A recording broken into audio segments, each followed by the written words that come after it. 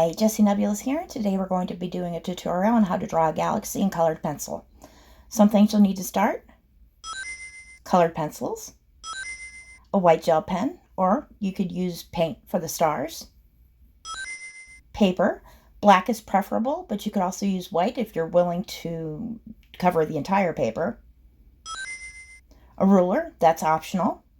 Also optional, but very much encouraged, is a drawing buddy.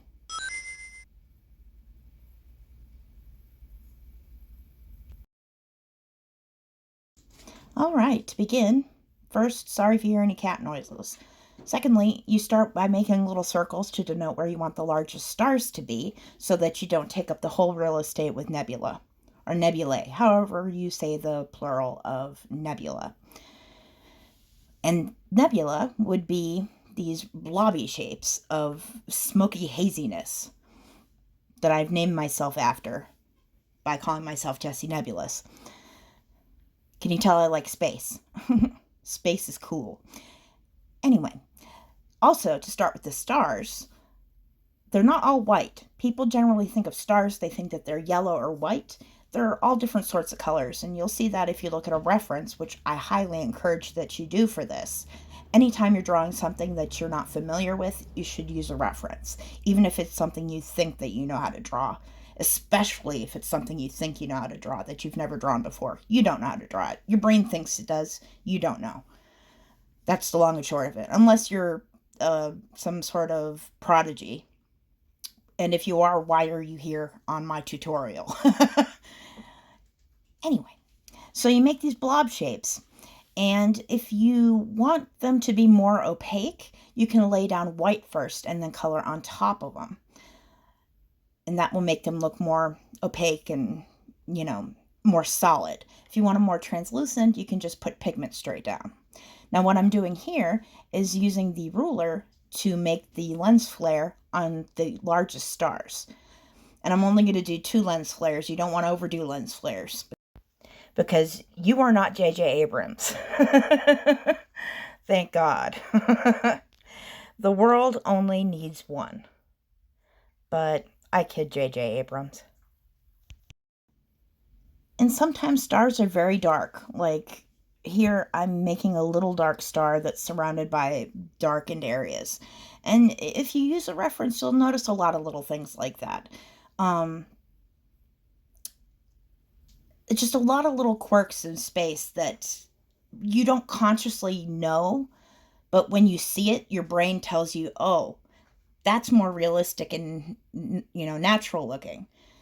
So just little things that if they're off, we notice just somewhere subconsciously we recognize that it's off and it's not quite right. That being said, you'll notice that I like to make little curly ends with these things here. I'm going to probably do one right there. That's just a stylistic choice. That's not particularly realistic or natural looking. Sometimes that happens in actual space, not as often as I do it. So if you want a more natural and realistic looking kind of galaxy, you can skip that. Or at least not do it nearly as much as I do. For me, it's just a stylistic choice.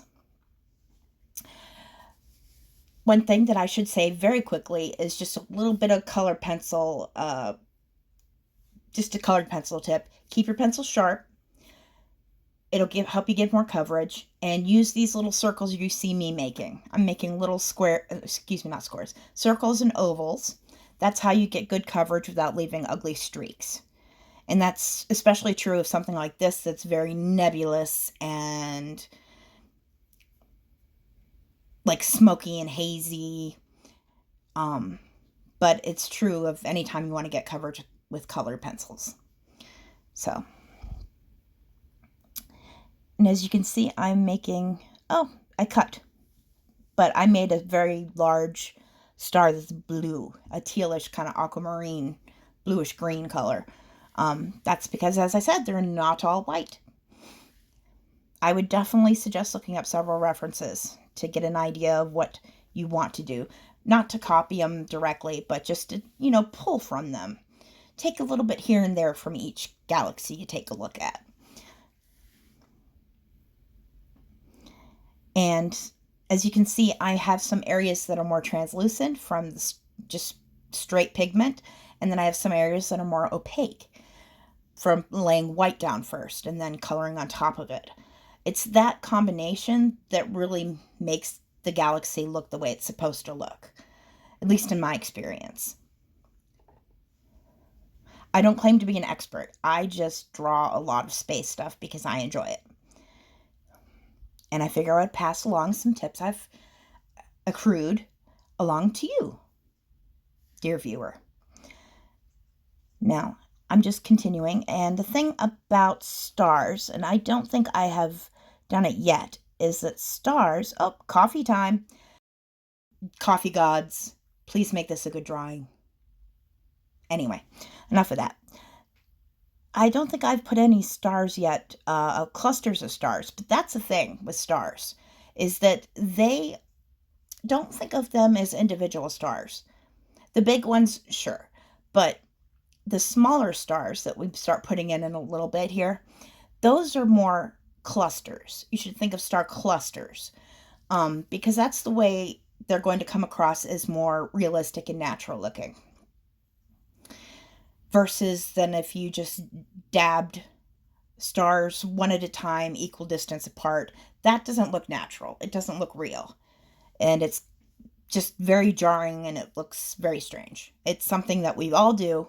I've done it. You've done it. And it didn't look right and we didn't know why. It's because stars are in clusters.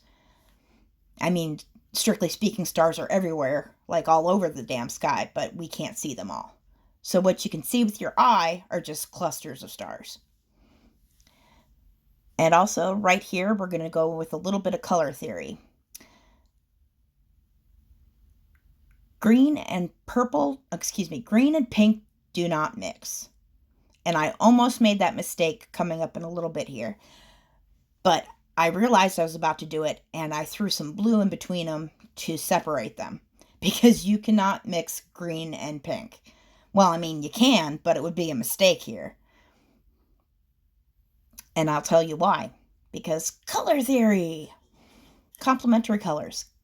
I apologize for my cat making noises. Please ignore him. I do. See, I almost did it there, and I'm calling attention to it. Pink and green do not mix in a galaxy. For the simple fact that pink and green are complementary colors. So they look really good next to each other. But if you mix them, you're going to get a shitty brown color. I mean, sometimes you can mix a muted green or a muted pink, but you kind of have to know what you're doing. Overall, if you mix those two colors together, you're probably going to get a shitty brown. And you don't want that in your galaxy, unless you do. If you want a poopy galaxy, be my guest. The world is your oyster. You do you. It's art. But if you don't want a shitty galaxy, don't mix complementary colors. Which is why I suggest that either you do know some color theory, and if you're into art, you really should learn color theory, at least the basics. They'll serve you well. But if you don't want to bone up on color theory just to do a galaxy drawing, then I suggest you pick your colors out beforehand and you just look up on like a color wheel or look up color schemes and just just look at a photo of a galaxy and pick the colors that are in it. And you can pick any colors you want, as many as you want, but if you don't know a whole lot about color theory, I would stick to maybe 3 colors. I have a whole bunch of colors there, but I kind of have an idea of what I'm doing. I'm not an expert by any means with color theory, but I picked colors that were either blue, pink, or purple with a slight bluish green, a little bit of greenish blue, teal aquamarine color, whatever you want to call it, which is where I almost erred by mixing it with pink, but I stopped myself in time. But I wanted to call attention to it because I didn't want you to see me start doing that and think, oh, I could do that too and it'll look good. It won't. And usually I'm all for experimenting, particularly in art. But the thing about colored pencil is that it is such a slow medium that I really would not encourage you to experiment with color in the middle of, a piece that takes a couple hours. please subscribe. Um, I wouldn't suggest that. You don't want to work on a piece for 2 hours and then accidentally mix two colors that make shit. So kind of go in knowing what colors you're going to use. That would be my suggestion. Excuse me while I take a sip of soda. Ah, nectar of the gods, Diet Coke is. And as you can see, the colors mix quite well there. I'm going with some pink and blue, which is making a nice purple. And those are the main colors I chose. And I think it looks really good so far. And it turns out quite well overall. But it's because I picked those colors beforehand. I know I have a whole bunch of colors that I'm coming out with. I picked all those colors beforehand. I'm not just rummaging through my box of colored pencils, because that's dangerous. Because you'll see all those pretty colors and you'll start thinking to yourself, oh, I can throw this in. Oh, how about a little bit of this and this and this? And you end up with crap. So I would suggest that you pick your colors beforehand.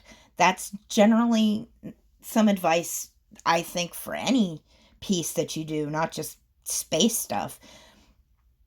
I always pick my colors before I go into a piece. That way I know that they're cohesive. Um, and it's just a good rule of thumb to, take with you. And I apologize. My voice is starting to go. I've been doing a lot of recording today, trying to get these videos done.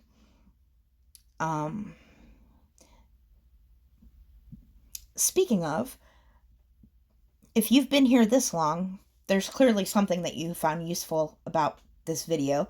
So I would appreciate a like. That would be awesome. I did a lot of work for this one. Just a lot of editing and all that business. But anyway, that would just be awesome. You don't have to, but it would be awesome. So I'm continuing. And I'm running out of things to say because I'm pretty much just doing all the same things. I'm just going back and forth. It's a process of rendering and, going back over. If I want something to look more opaque, I'd go back over the color with white and then put the color on top again, or leave a little bit of the white showing through. It really depends on what you're going for. If you want that, go ahead. If it looks good to you, go ahead, do it. It's art. There's, not really any rules. Except things that make your work not archival, in which case is only a problem if you're going to sell it. If you aren't going to sell it, then whatever. If you're doing in your sketchbook, do whatever you want. But just so you know, gel pen is not really archival, meaning it doesn't last. So don't use it on a piece that you're trying to sell. That's just not good practice. But otherwise, have fun. Have fun with it. Use gel pens. If you have different colored gel pens, that's awesome. I only have white, so that's why I did that. Instead of using different colored gel pen for the different stars, which would be cool, because it's easier to make stars with a gel pen than it is a colored pencil. Though, if you keep the end super pointy and sharp, you can do it. I do it a couple times in this piece, but it would be easier with a gel pen. And as you can see, I'm using more white. White is very useful. White blends colors as well as adding opacity. Stumbling over my words here. And we're coming up to the end. I'm just rendering it a bit more, adding to the opacity, doing some stars. And you'll notice that I started stars early on in the piece so that I would make sure to have enough and that I wouldn't take up all the real estate with nebula. And also, just so it's not a huge chore at the end of the piece to go through and add the stars. So I just like to do it a little bit here and there. But as you can see, if you're watching closely, I am using different colored stars. I am using star clusters, little groups of stars. And adding a few final colors because I love color. Color is amazing. But we're coming up to the end of it very soon.